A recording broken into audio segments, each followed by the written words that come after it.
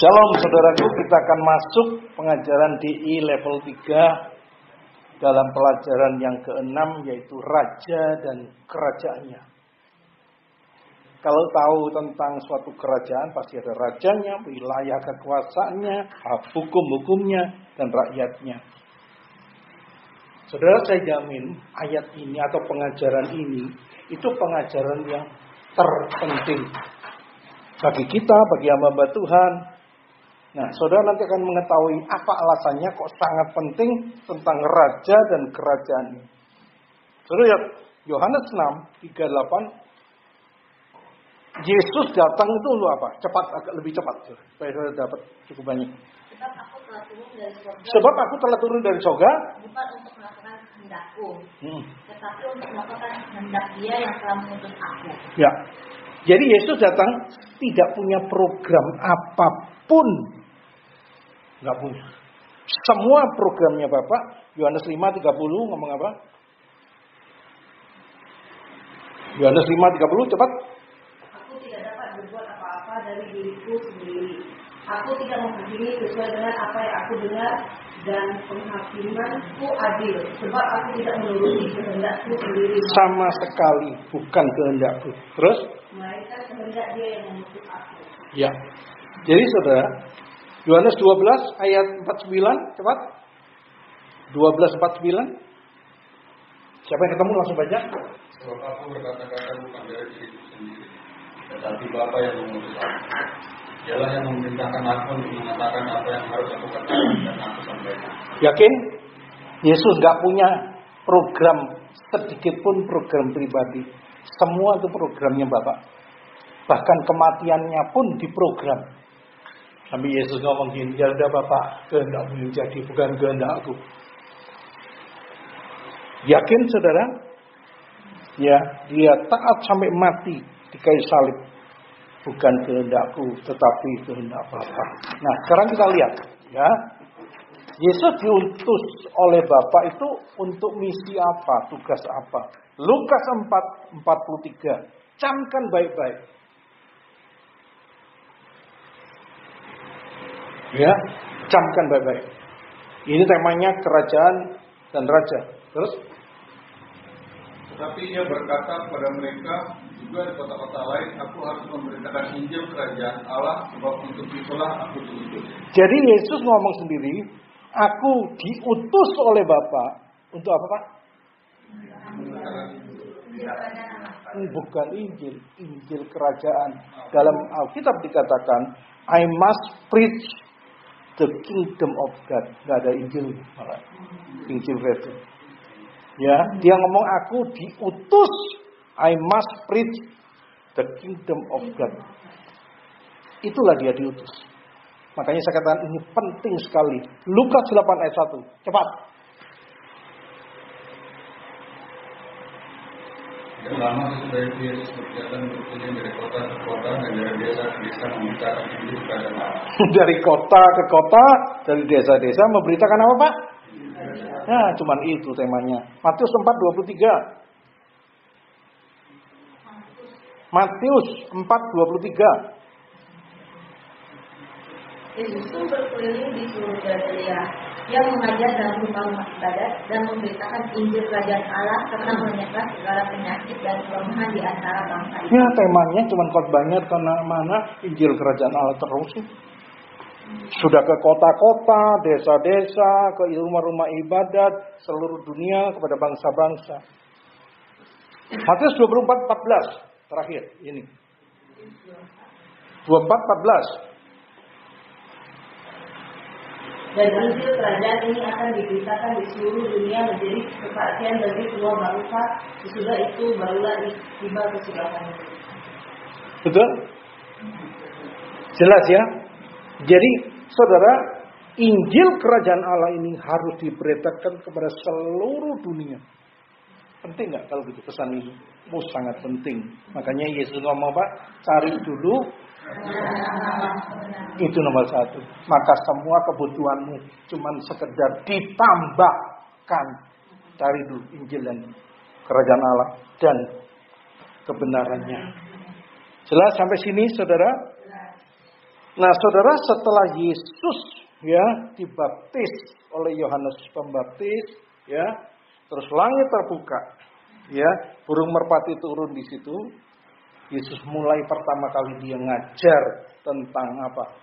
Itu lagi Markus 1, 9 sampai 11. 9 sampai 11. Pada waktu itu datanglah Yesus dari Nazaret di tanah Galilea, dan ia dibaptis di sungai Yordan oleh Yohanes. Pada saat ia keluar dari air, ia melihat langit terkoyak, dan roh seperti burung merpati turun di atasnya. Lalu terdengarlah suara dari surga, "Engkaulah anakku yang kukasihi, kepadamulah aku berkenan." 14, 15 langsung. Sesudah Yohanes ditangkap, datanglah Yesus ke Galilea, memberitakan Injil Allah. Katanya, "Waktunya telah genap, kerajaan Allah sudah dekat. Bertobatlah dan percayalah kepada Injil." Semua tentang apa? Kerajaan Allah, kerajaan Allah, kerajaan Allah. Yesus mulai ngajar setelah dibaptis, diurapi seperti itu. Dan lebih luar biasa lagi, setelah dia mati dan dia bangkit 40 hari, dia ngomong apa? Kisah 1 sampai 3. Ini setelah Yesus bangkit loh, menampakkan diri pada murid-muridnya. Ayat 1 sampai 3. Yuk. Hai Theophilus, dalam bukuku yang pertama aku menulis tentang segala sesuatu yang dikerjakan dan diajarkan Yesus sampai pada hari ia terangkat. Sebelum itu ia telah memberi perintahnya oleh Roh Kudus kepada rasul-rasul yang dipilih. Kepada mereka yang menunjukkan dirinya setelah penderitaan selesai dan dengan banyak tanda yang membuktikan bahwa ia hidup. Terus. Sebab selama 40 hari. Selama 40 hari. Ia berulang-ulang menampakkan diri dan berbicara kepada mereka tentang kerajaan. Ya. Sudah mati, bangkit, menampakkan diri 40 hari, ngomongnya cuma itu doang. Ya ampun. Saudara, nanti baca di rumah ya. Kisah Rasul Lukas 9 ayat 2, Lukas 10 ayat 1 sampai 11. Yesus mengutus 12 murid, itu Lukas 9 ayat 2, suruh ngajar tentang kerajaan Allah lagi. 12 murid, 70 murid, Lukas 10 ayat 1 dan 11, ngajarnya itu lagi. Bagaimana dengan Paulus? Menurut saudara bagaimana dengan Paulus? Kisah Rasul 19 ayat 8. Yuk. 19 ayat 8. Yuk, yang ketemu. Ya, yuk. Selama 3 bulan Paulus mengunjungi rumah ibadat di situ dan mengajar dengan berani. Oleh pemberitaannya ia berusaha meyakinkan mereka tentang kerajaan Allah. Ya, itulah lagi Paulus. Ya, nanti saudara lihat kisah 20 ayat 25, kisah 28 ayat 31. Terus Paulus ngajarnya tentang kerajaan Allah terus. Bosan deh. Saudara, Injil Lukas itu ada 24 pasal. Lukas. Ada 31 kata tentang kerajaan Allah. Bayangin, 24 pasal, ada 31 kata. Dia bicara tentang kerajaan Allah. Penting gak saudara? Nah, kapan kerajaan Allah itu bisa mulai terjadi? Matius 28 ayat 18 apa? Segala kuasa. Ayo, Matius 28 18.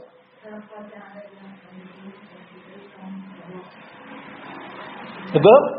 Jadi dia rebut kuasa itu kembali dari iblis, di mana apa? Sempat hilang, sempat jatuh ke tangan iblis. Betul? Ya. Makanya dia rebut, dia katakan sekarang segala kuasa di surga ini sudah ada padaku.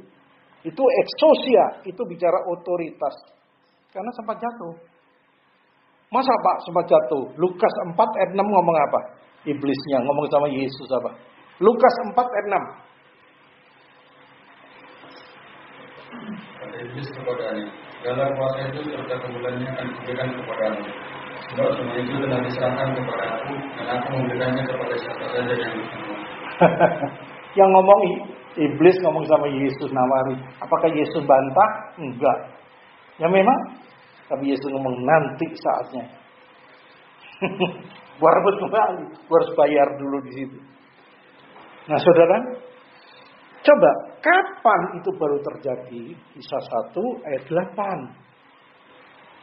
Baru terjadi itu setelah Yesus mati dan bangkit, Roh Kudus di situ. Kisah 1 ayat 8, tolong baca. Tetapi kamu akan menerima kuasa kalau Roh Kudus turun ke atas kamu, dan kamu akan menjadi saksiku di Yerusalem dan di seluruh Yudea dan Samaria dan sampai ke ujung bumi. Itu dinamis. Dinamis itu dinamit, power. Tapi yang tadi itu Yesus katakan Matius 28 ayat 18 itu exousia. Jadi apa? Otoritinya diambil dulu. Baru Roh Kudus di situ. Dinamis. Senjatanya langsung. Saudara tahu nggak bedanya misinya Yesus dengan Roh Kudus? Beda atau sama? Apakah Yesus memberikan kita hidup? Jawab dong.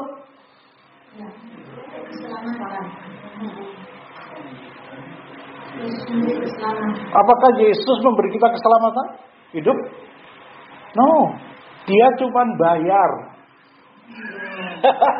Dia jalani, saudaraku.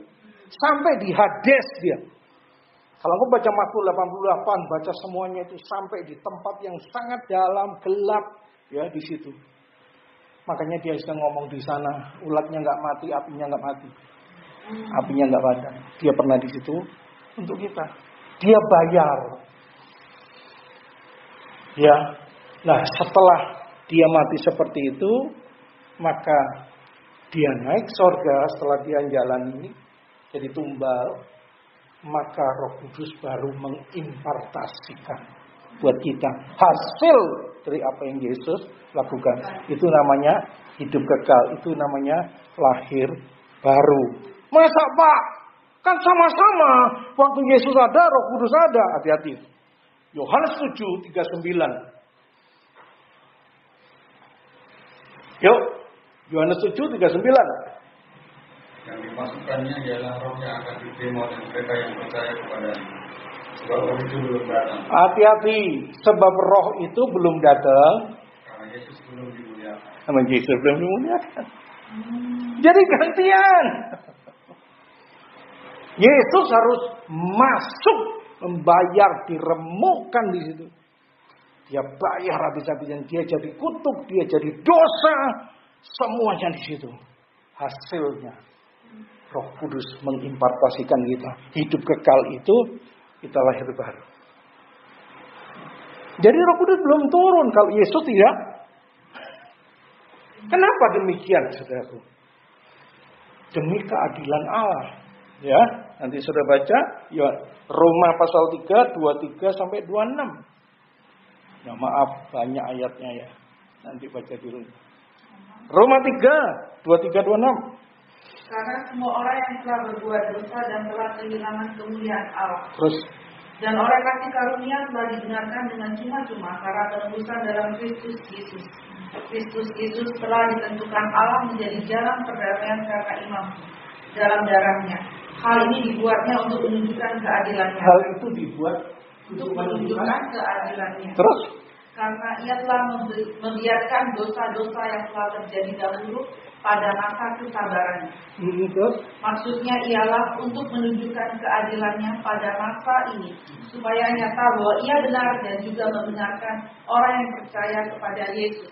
Kenapa kok demi keadilannya, demi keadilannya? Karena Allah itu adil. Betul? Makanya dia harus bayar Yesus, dia lewat Yesus seperti itu, supaya dia adil terhadap siapa? Dirinya sendiri. Supaya adil terhadap manusia, supaya adil terhadap iblis. Iblis nggak bisa klaim sama kita lagi. Mau belum dibayar kau udah bayar. Kita ini keselamatan semua itu sah, legal karena sudah dibayar. Jadi nggak bisa dituduh, nggak bisa. Sudah dipikul kok sakit penyakit semua dosa kok. Nah kuasa itu yang diimpartasikan Roh Kudus. Tapi betul-betul sudah dibayar. Jadi jangan mau dituduh. Apapun juga. Udah dibayar. Demi keadilan Allah, demi keadilan manusia, demi keadilan iblis.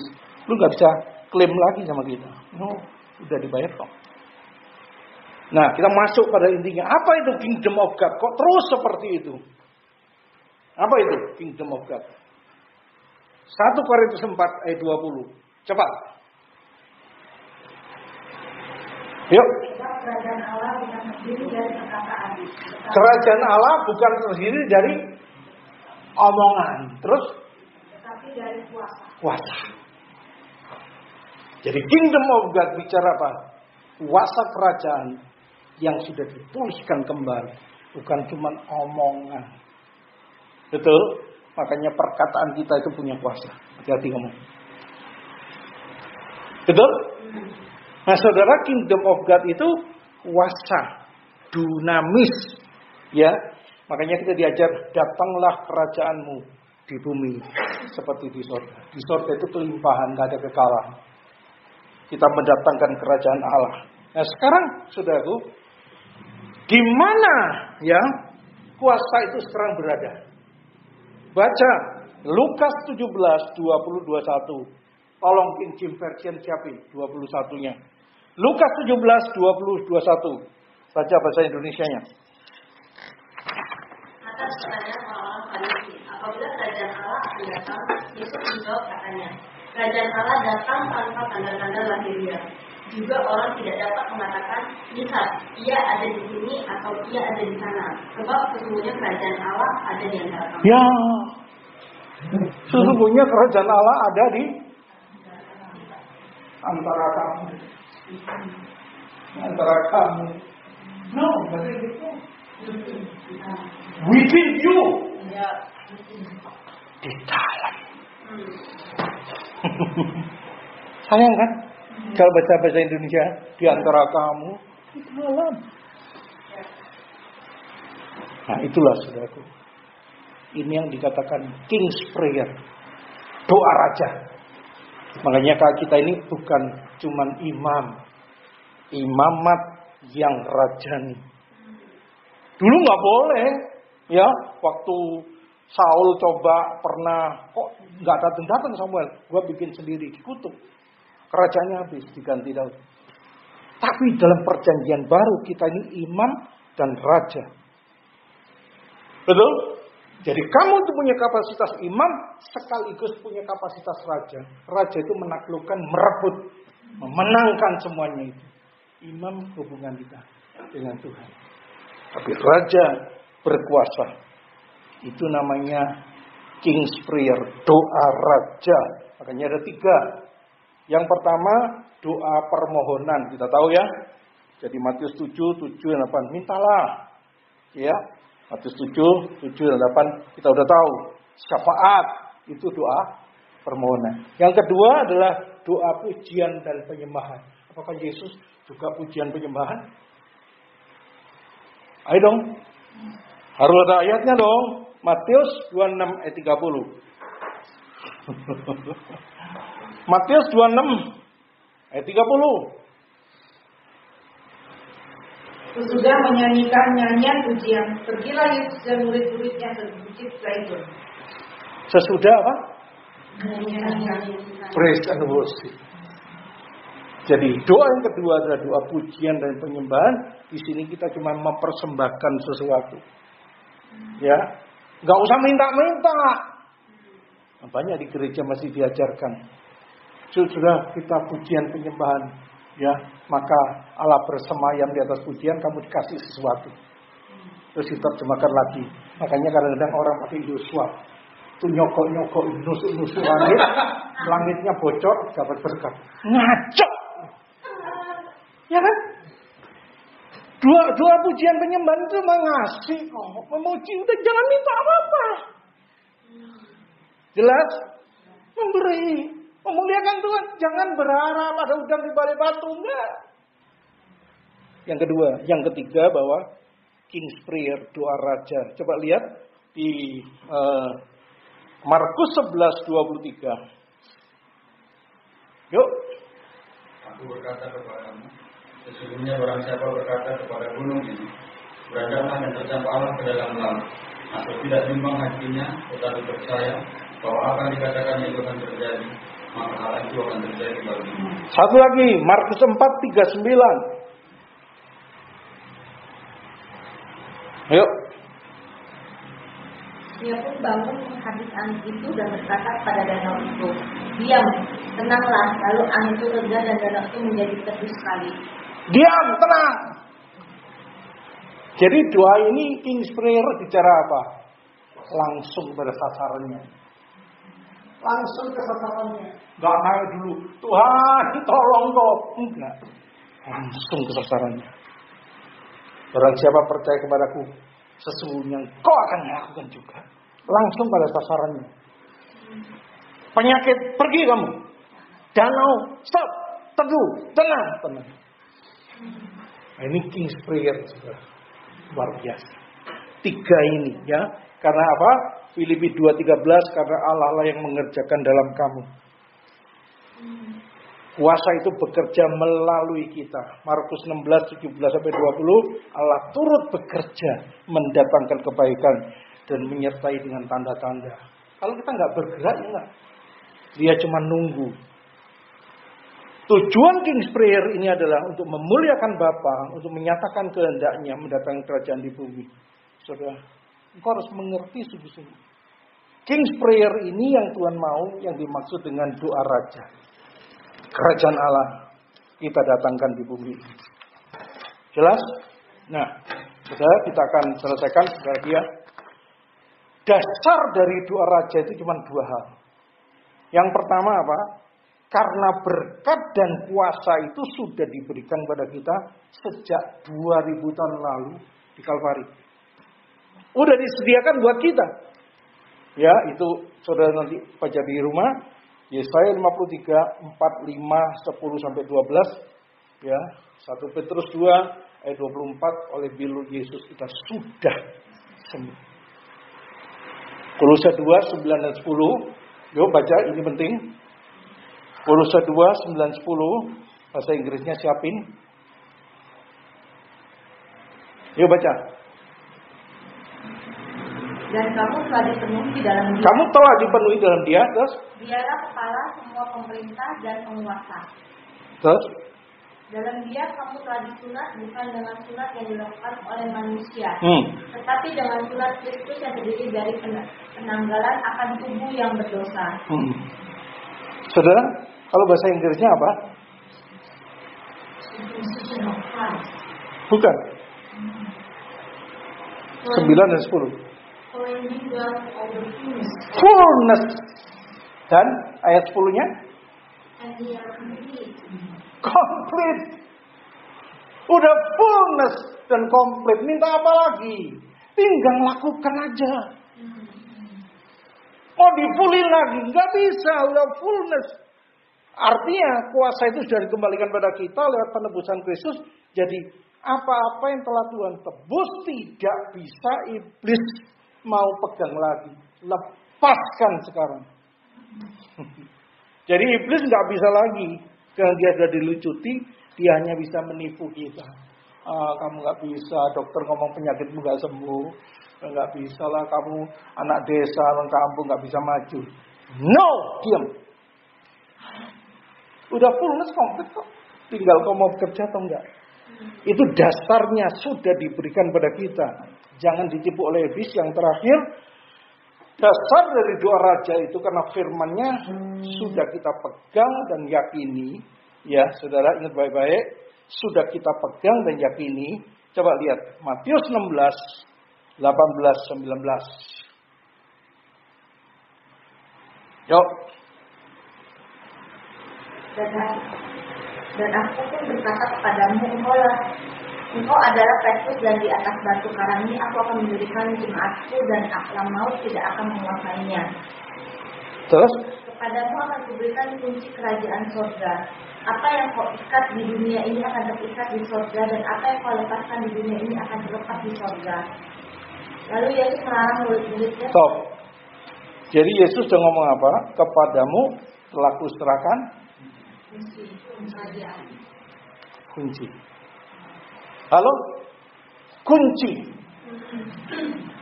Ya, kadang-kadang ada orang pulang ke rumah, ketok-ketok mamanya udah malam. Mama, bukain dong. Tuh, bukannya kamu bawa lagi? Sudah bawa kunci? Oh, lupa mas, sorry. Ya, ya.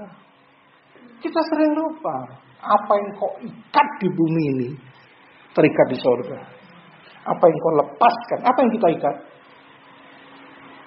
Kuasa kegelapan. Apa yang kau lepaskan? Berkat. Berkati. Aku perkatakan berkat.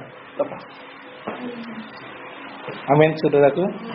Kurang apa lagi, saudaraku? Lukas 17 ayat 6, ayat-ayat terakhir. Lukas 17 ayat 6. Jawab Tuhan, kalau sekiranya kamu mempunyai iman sebesar biji sesawi saja, kamu dapat berkata kepada pohon ara ini, terbantulah engkau, dan tertanamlah di dalam laut, dan ia akan taat kepadamu. Betul? Jadi tinggal apa? Iman, perkataan terjadi. Nah kalau diam-diam aja ya sudah. Perkataan kok menyatakan sesuatu. Betul? Nah saudara, mari kita tutup dengan Lukas 10 ayat 19. Lukas 10:19. Yuk. Sesungguhnya aku telah memberikan kuasa kepada kamu untuk menginjak ular dan kalajengking dan kuasa untuk menahan kekuatan musuh, sehingga tidak ada yang akan membahayakan kamu. Tinggal kau pakai atau enggak? Ya. Tuhan, tambahkan imanku biar lebih kuat, Tuhan. No. Engkau menginjak enggak? Engkau masih takut enggak? Saudara, dasar doa raja cuma 2. Karena berkat itu sudah diberikan sejak 2000 tahun lalu kepada kita. Yang kedua, firman-Nya yang kita pegang, yakini, tinggal kita ucapkan perkataan dengan mulut kita. We get what we say. Temukan itu dan hidup akan berubah. Kau akan melihat kemenangan demi kemenangan karena kita lebih dari pemenang. Jadi jadi berkat buat kita, ya, King's Prayer. Jadi raja dan kerajaan. Pelajaran ini membuat kita kuat dan ini yang penting sekali. Saudara, ya kalau saudara belum mengajarkan ini pada orang, jangan ngajar yang lain-lain. Ini penting sekali. Jadi berkat buat kita. Amin. Yuk kita.